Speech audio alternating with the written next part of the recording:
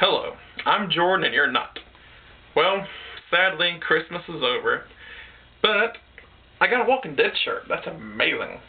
Anyway, I got this little 8-pack for Christmas. It has Waxwork, Chud 2, Chopping Maw, 976, Evil 2, Ghoulies 3, The Unholy, Class of 1999, and most importantly, it has Slaughter High.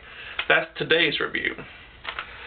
So, back in October, November, I wanted to start watching more, horror films from the 80s, just slashers, and Slaughter High got my interest. So then I watched it a few days after Christmas, and it wasn't too bad, actually. It had a kind of weird, messed up, confusing ending, but overall, it wasn't too bad. It's one of those revenge stories, kind of like Prom Night, or The Toxic Avenger, or like or Valentine, where we see, or Carrie, also Carrie. Don't forget Carrie. I love Carrie. Where we see the killer is actually the victim, and the people that he kills kind of deserve what's happening to them. Yeah. So like if I was ever bullied back in middle school and people picked on me, I'd be the killer and people would be rooting for me. But that's another story. So it's April Fool's Day, and we got Marty. Marty's the victim / the killer, and he's this nerdy, dorky little guy, and he's with Carol, and Carol's like seducing him, act like she's gonna sleep with him, have sex with him in the ladies' locker room, but she doesn't. She doesn't live up to the hype. Damn women. What's the matter with you? Okay, so her friends are in on it too, and they all, Marty, gets in this little stall and takes all his clothes off, and then he gets embarrassed because, he sees that everyone's out there and all laughing at him, making fun of him. It's just like Carrie, but the male version of it. And then to get back at him, they do something, and somehow, they give him some weed. They try to make up for it. They're like, here man, we're sorry about earlier. Here, have this joint, smoke it. And he does it. Don't do drugs. What's the matter with you? Or don't do pot. Is marijuana a drug? I don't know. Okay, so he does it, and then somehow this science experiment he does messes up, and this sulfuric acid drops on him, messes up his face, and then all the people that, caused this see it, and they're like, oh, what did we do? This is our fault. And then it goes to 10 years later, or this woman was dreaming it, by the way, or Carol's dreaming it. And then it's their reunion, or like their high school reunion 10 years later. And for some reason their school is like abandoned, broken down, or kind of all cobwebby and all scary looking. What school does that? I mean, my high school was like right over there-ish, right off screen. You should be able to see it. Okay, yeah, so right across the street up there, and it's been about six years, almost 7 years since I graduated. I feel old. Yeah, I graduated in 2008, so. I can still pull off 21 Jump Street, because I look young. Oh yeah. I look like I'm 21 though, right? Okay, so the group of friends, they're all douches, and they get invites to their reunion. They can, no one else does. No one else gets the memo except for this group of friends, Carol and her group of friends.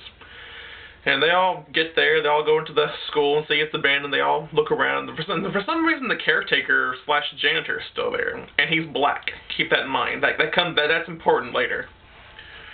And they all just kind of, there's like beer and like all these little memories of like the high school yearbook and all their lockers and stuff they'd forgotten. And then this guy drinks this beer, right? There's like this, it's like beer, he opens it, he chugs it, and then like this acid starts pouring out of him, like his guts spew everywhere. It's awesome. And then they all scream and try to run around. And then there's like this one girl, she gets blood on her, and then she takes all her clothes off and just showers in this shower for some whatever reason, just because some blood got on her face. We'll get to her again later. So the killer, Marty, he's wearing like a jersey, like one of those high school jerseys, and he's wearing like a gesture mask, like the court gesture, like one of those, or a Joker mask, I don't know. And because this all happened on April Fool's Day. How come this movie wasn't called April Fool's Day? I mean, April Fool's Day, the movie and this movie were released the same year, though. So I don't know if one came before the other and said, you know, y'all have to change your title or something, or this could have been April Fool's Day 2 and just had completely different people, like what they did with Prom Night 2. Okay, oh yeah, the black janitor. He's the first to die. He didn't do nothing to Marty, and for some reason he dies. That's racist. You should call Jesse Jackson about that. It's not cool. They should, like, riot the streets and burn cop cars. So yeah, the friends, you know, spend the night in the school. They get locked up in there, and they try to survive until 12 o'clock in the afternoon on the next day. What? They think that he's just gonna stop just because it's 12 in the afternoon after April Fool's Day. What reason? What does that make any sense? That'd be like Michael Myers would stop killing on after Halloween just because it's not Halloween no more. Have you seen Halloween 2? It's later on in the night. It's clearly November 1st, and he's still killing people. And then it has the most confusing ending ever.